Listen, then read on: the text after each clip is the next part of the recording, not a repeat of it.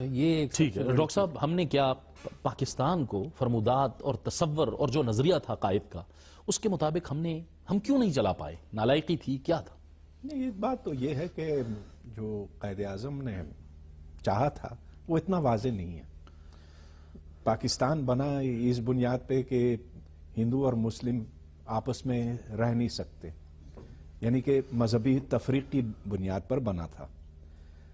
اب بننے کے بعد وہ جذبات کم ہو گئے، اس کی شدت میں کمی آئی، اور یہ ہم امید کر سکتے تھے کہ ہم ایک ایسے معاشرے کی طرف جا رہے ہیں جہاں مذہب کو نہیں انسان کو دیکھا جائے گا۔ لیکن پھر ضیاء الحق کا دور آیا جس میں مذہب کو ریاست کے کاموں میں پہنچایا گیا، اور اس وقت پھر مذہبی تفریق لوگوں کے درمیان، پاکستان کے عوام کے درمیان بڑھتی چلی گئی، جس کا انجام اب ہمارے سامنے ہے۔ آپ یہ دیکھیں کہ کراچی میں شیعہ کے لیے الگ اسلامیات پڑھائی جاتی ہے، سنی کے لیے الگ۔ جو پاکستان کی غیر مسلم اقلیت ہے وہ تو کسی کھاتے میں نہیں آتی ہے۔ ہم نے دیکھا کہ ان کے ساتھ کیا برتاؤ ہوا کہ جو تقسیم کے بعد آبادی تھی اس کا ایک بڑا حصہ تو پاکستان چھوڑ کر چلا گیا، اور جو باقی رہ گئے ہیں وہ خوف کے مارے کانپتے ہیں۔ ان کو سیکنڈ کلاس سٹیزنز کے طور پر ہم نے یہاں پر رکھا ہوا۔ تو جب ہم یہ کہتے ہیں کہ قائد اعظم نے یہ چاہا یا وہ چاہا، وہ بات واضح نہیں، کیونکہ انہوں نے کبھی کوئی فارمولا نہیں دیا تھا، انہوں نے کوئی کتاب نہیں تحریر کی، انہوں نے کوئی ایسا فارمولا نہیں پیش کیا تھا۔ تو لوگ ان کی تقاریر لے کر یہ بات بھی نکال لیتے ہیں اور وہ بات بھی نکال لیتے ہیں۔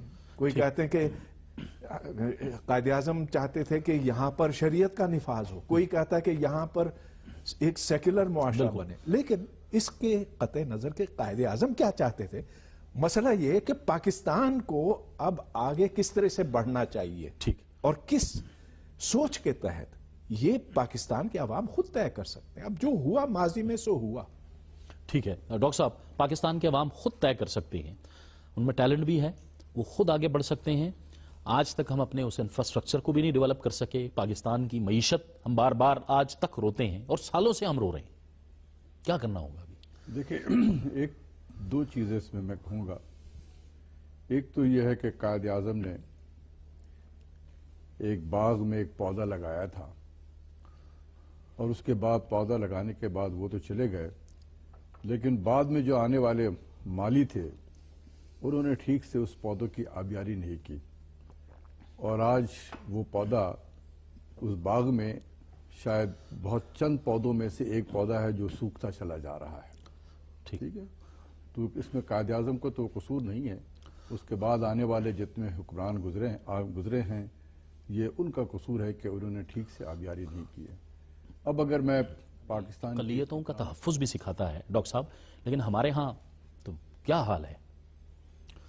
تحفظ سکھاتا تو ہے لیکن برابری کی حیثیت تو نہیں دیتا۔ ٹھیک، اگر تو آپ نے ایک ریاست کی بنیاد مذہب کے اوپر رکھی ہو تو پھر لازمی طور پر فرق تو ہوگا، اور یہی پھر تضاد پیدا ہوتا کہ اگر مذہب کی بنیاد پر ایک ملک کو کھڑا کیا گیا، بنایا گیا، تو پھر وہ کون سا مذہب ہے اور اس کی کون سی شاخ ہے؟ ہم اس مسئلے میں اس وقت پھنس گئے۔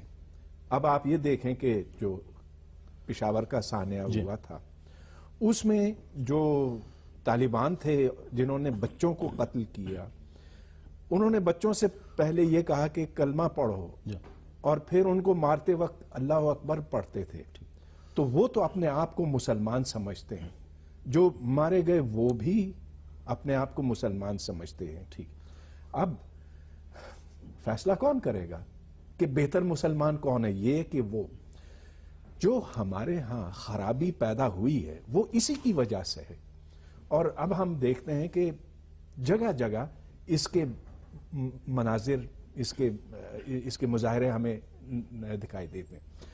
تو ایک ہی حل ہو سکتا، وہ یہ کہ تمام پاکستانیوں پر ایک ہی قانون لاگو ہونا چاہیے، تمام کے حقوق ایک ہی ہونے چاہیے، اور قانون کو بلا تفریق تمام شہریوں کو وہی حق وہی حقوق دینے چاہیے. اس کو عام زبان میں سیکولر ریاست کہتے ہیں. سیکولر ریاست کا ہرگز یہ مطلب نہیں کہ لادینی. ہاں ٹھیک. بلکہ اس کا مطلب ہے ہر دینی. ٹھیک. ہر دین اس ملک میں ہو سکتا ہے. ہر دین کا برابر حق ہوگا ریاست کے اوپر, اور یوں ہی پاکستان آگے بڑھ سکے گا. نہیں تو ہم ان جھگڑوں میں ایک دوسرے کا گلا کاٹتے چلے جائیں گے. جی ڈاکٹر صاحب